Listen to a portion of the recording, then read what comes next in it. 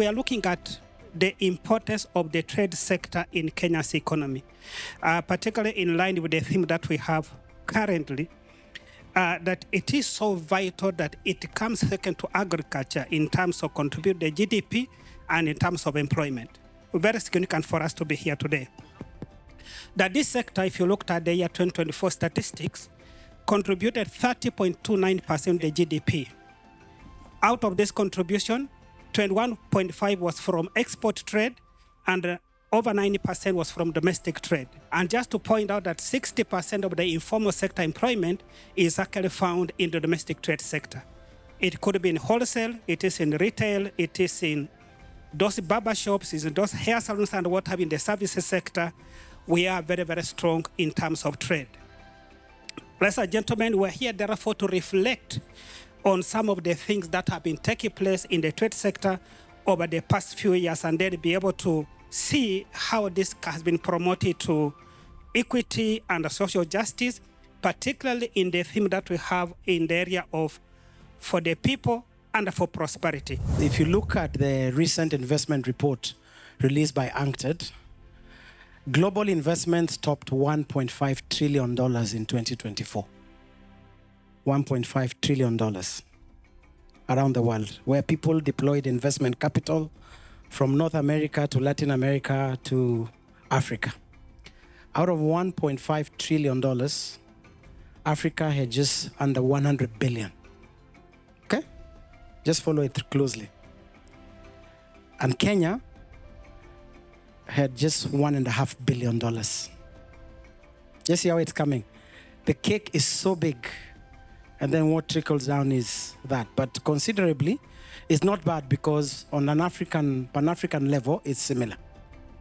If you take a step back and look at global trade, and I know I love the video and the highlights that Bonamando has shared and what the colleagues in the trade docket do, you will figure out that PS, according to the numbers we have, all the markets that you have opened up around the world, US, UK, EPA, SIPA in the UAE, we think all that is about $55 trillion market access.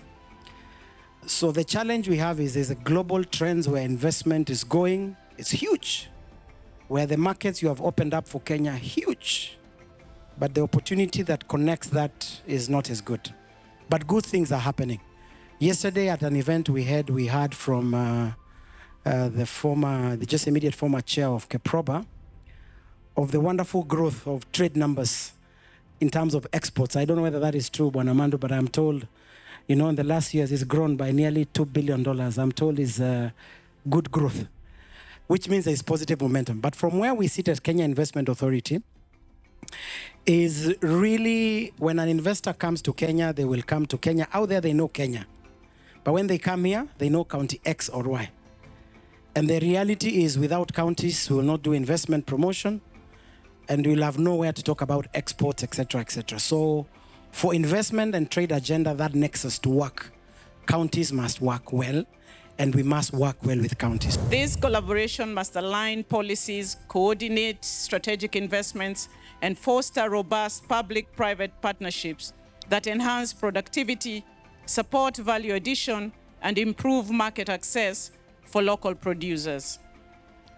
Principally, the key pillars for unlocking trade and strengthening value chains include policy alignment and coordination.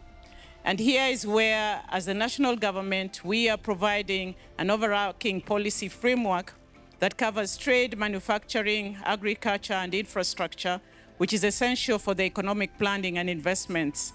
And on the other hand, county governments are the implementers, and therefore that collaboration and coordination must happen right.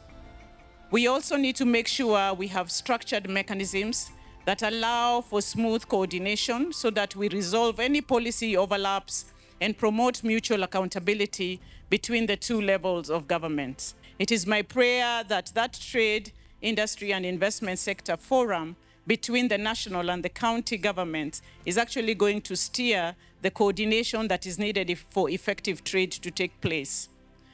When we look at what we need in terms of our value chains, we must collaborate so that we identify and prioritize high potential value chains, such as horticulture, dairy, fisheries, and textiles, principally based on the regional strength. And the CEO, Ken Invest, has really emphasized that let us identify that value chain that is transformative and then work together to spur trade and development in the country. I think I'll start with defining what the Warehouse Receipt System Council is.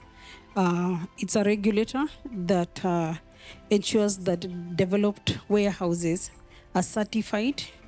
And so, in short, it is the bank for commodities. So we certify the banks for commodities within the counties.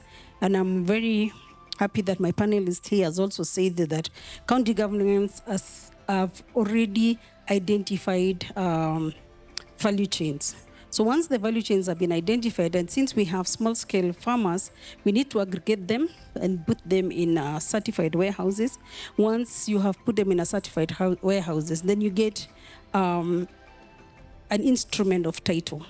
And we are talking about youth, and we are talking about women, and other than this is an alternative instrument for title.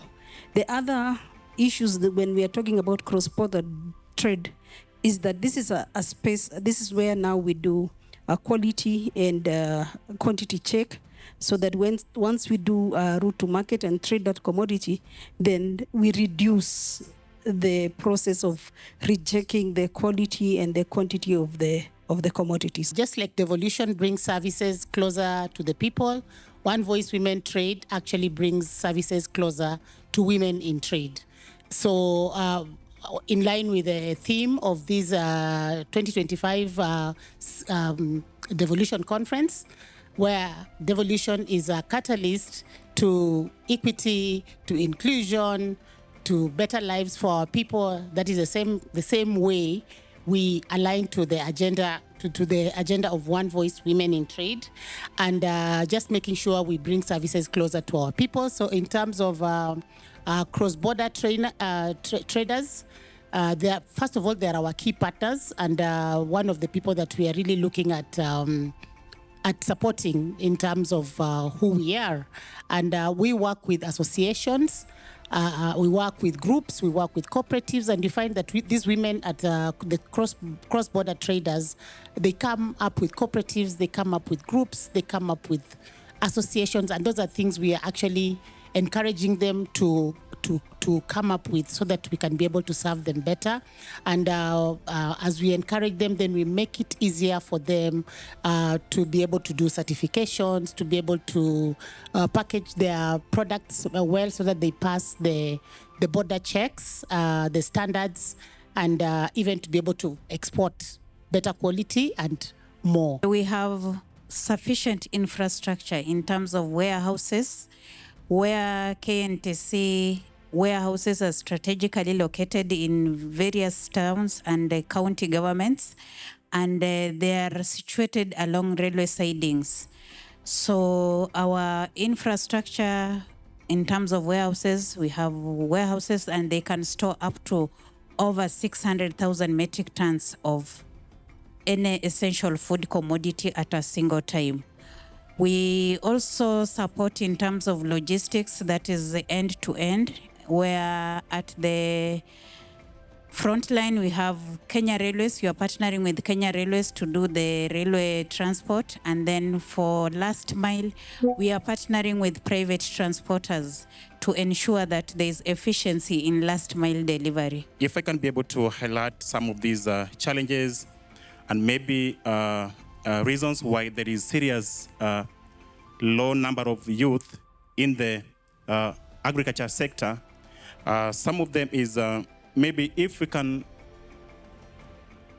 be able to go straight to identifying some of the issues that you can tackle, is empowering youth digitally, so that we can be able to embrace digital systems.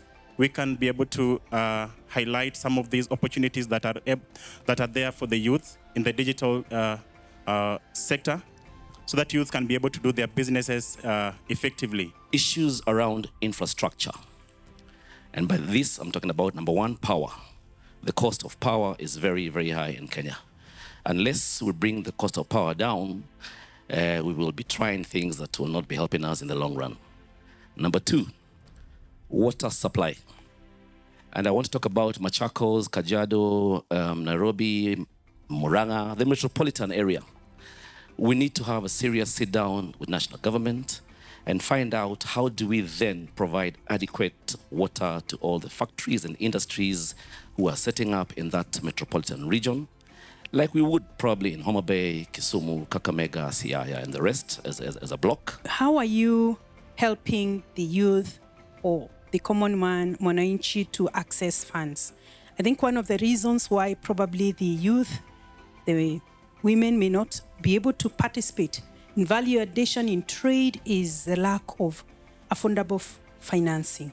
My issue about trade, Madam PS, is to do with the counties. I've walked around this morning and I've seen every county is producing something. Kidogo here, another county is doing kidogo, same thing. Milk here, milk there, milk there, milk there. There's no commercial quantities. And so, even tea, every county is producing a little tea here. I was talking to Kirinyaga, CEC. I said, you have tea here, you have tea in Murang'a, you have tea in Kiambu, you have tea everywhere. Can we look at the one county, one product scaling so that if we have milk in Kiambu or Nyandarua, let's agree which county has more milk. Let's take all the milk there. Let's take a value addition center there and we scale. We have been working in silos more literally, and I think for us as counties now we have a space led by our peers and other members of the State Department to be able to put our minds together in terms of capacity building, expertise, and all that as we develop strategies that will be able to operationalize our CAIB. So the model we are using for all of us to be able to be in that space of understanding the market and connecting from county to the global is actually the CAIB operationalization strategy. Thank you so much. The call for action from the county government is that once you've identified those specific value chains per county, then we work together to identify the aggregation centers. So we need to map these aggregation centers to the certified warehouses. Historically, when we got into devolution, were we thinking economics or were we thinking politics? And if we were thinking economics, then we would be talking about this model of economies of scale so that we look at it from an economic point of view. So it's about time, and we have an opportunity now as the constituency of trade to now sit with counties and start thinking economics and think about the economies of scale and the model around commercialization so that we think county, but when it comes to trade, we think country. So I think if we are able to redefine it in that manner, then we will be able to push the agenda that we need to. Thank you so much from trade and from our peers of clarifying that.